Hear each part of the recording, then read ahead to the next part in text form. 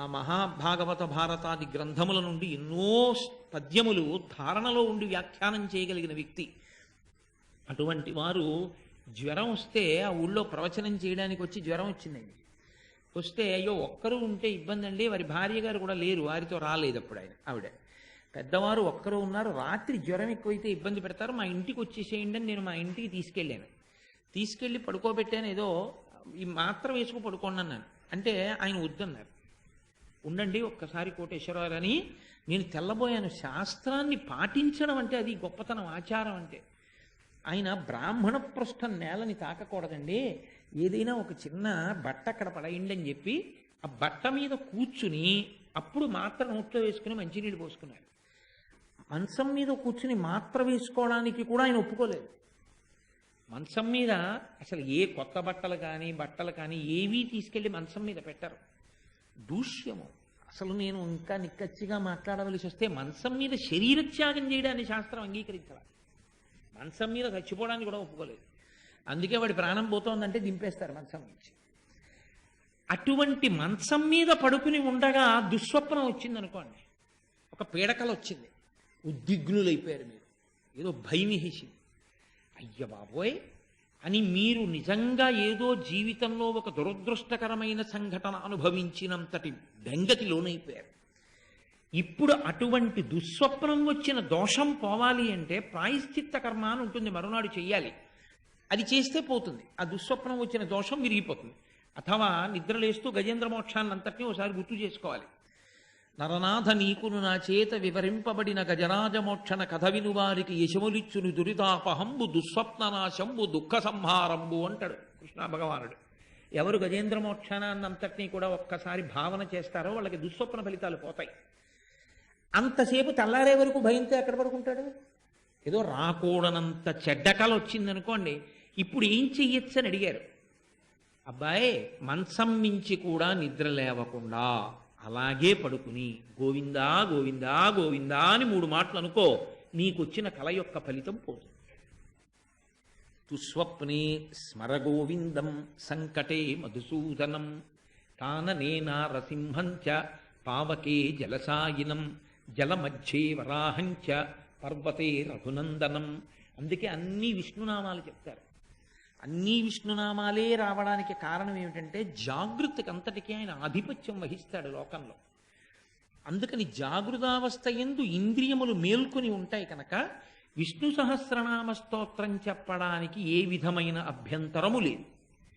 నా భావన మీరు బాగా అర్థం చేసుకున్న నాడు ఏ కారణం చేత విష్ణు సహస్రనామ స్తోత్రం చదవడం మానకూడదు. విష్ణు సహస్రం ఇందుకు మానేశానండి అని చెప్పడానికి ఓ కారణాన్ని శాస్త్రం అంగీకరించదు. సంధ్యావందనం మానేయడానికి యజ్ఞోపవీతం ఉన్న వాళ్ళకి ఏ కారణాన్ని శాస్త్రం ఒప్పుకోదు. అయ్యా నేను స్నానం చేయలేదండి అన్నారనుకోండి, పూజ చేయలేదండి అంటే ఒప్పుకుంటారు. స్నానం చేయలేదండి సంధ్యావందనం చేయనండి అంటే శాస్త్రం ఒప్పుకోదు. విభూతి తీసుకుని జల్లుకుని సంధ్యావందనం చేయవలసిందే. ప్రాణం పోతోందండి అంటే ఒప్పుకోదు. ప్రాణం పోతుంటే తండ్రిని తీసుకెళ్లి కుర్చీలో కూర్చోబెట్టి విభూతి జల్లి అది సంధ్యావందనం చేయవలసినటువంటి సమయం అయితే ఆయన ఏమీ చేయలేకపోతే కొడుకు అర్ఘ్యం ఇచ్చేసి తాను గాయత్రీ మంత్రం చేస్తూ చచ్చిపోవాలి. ఎందుకంటే చస్తూ ఉంటే సంధ్యామంత్రం అని పేరు వచ్చింది తప్ప యజ్ఞోపవీతం ఉన్నవాడు సంధ్యావందనాన్ని మానడానికి వీల్లేదు. నా దగ్గర నీళ్లు కూడా లేవండి అర్ఘ్యం ఇవ్వడానికి. నువ్వు ఎక్కడున్నావో అక్కడ కూర్చుని అపవిత్ర పవిత్రో వా సర్వావస్థంగతోపివా. ఈ స్నానమునందు అనేక రకములు చెప్పారు.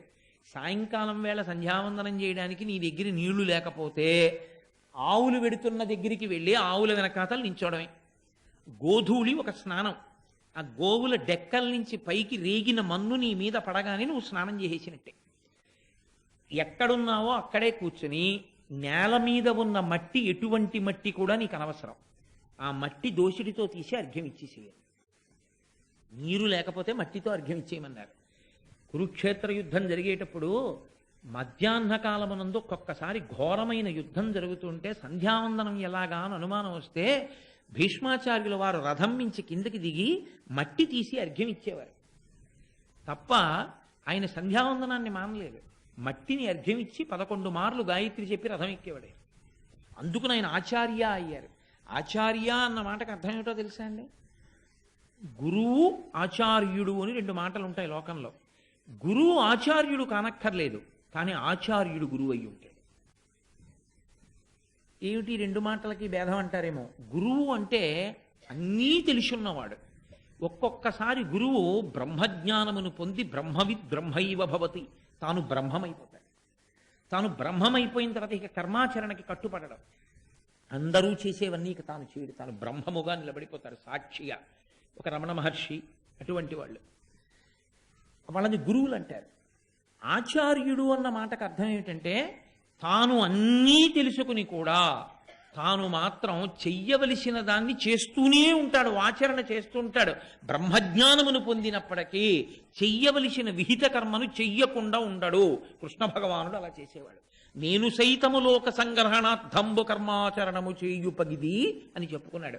లోకం కోసం చేశానయ్యా, లేకపోతే కృష్ణుడే చేయలేదు, మేము ఎందుకు చెయ్యాలంటారని నేను చేశాను అని చెప్పాడు. అలా ఎవరు చేస్తారో వారిని ఆచార్య అని పిలుస్తారు. అందుకే శంకరాచార్య, చంద్రశేఖర పరమాచార్య, ఆచార్య శబ్దంతో సంబోధన చేయడానికి కారణం అది. అంటే వారు బ్రహ్మమును తెలుసుకున్న స్థాయికి దిగిపోయినా ఆచరణ విడిచిపెట్టారు. దేని కొరకు అంటే తనని నమ్ముకున్న శిష్యులకి మార్గాన్ని చూపించాలి కాబట్టి తాను ఆచరించి చూపిస్తాడు. అది గురువుకి ఆచార్యుడికి ఉండేటటువంటి భేదం. గురువు పాటించాలని లేదు, పాటించాడు.